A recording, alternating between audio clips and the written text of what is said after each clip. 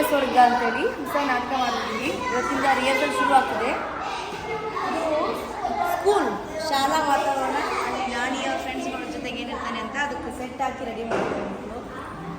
ಇಲ್ಲಿ ಸ್ವರ್ಗ ಮಾಡ್ತಾರೆ. ಸ್ವರ್ಗ ನಾಣಿ ಸ್ವರ್ಗಕ್ಕೆ ಹೋಗ್ತಾನೆ ಅವ್ನ ಕನಸಿನ ಪ್ರಕಾರ. ಸ್ವರ್ಗದಲ್ಲಿ ಹೇಗಿರುತ್ತೆ ಅಂತ ಸ್ವರ್ಗಕ್ಕೆ ಏನು ಮಾಡ್ತಾರೆ.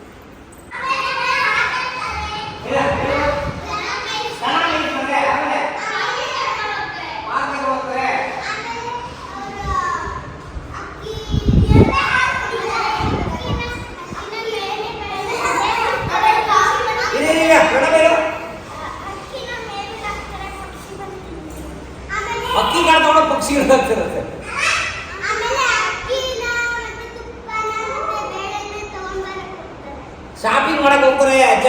ಆಮೇಲೆ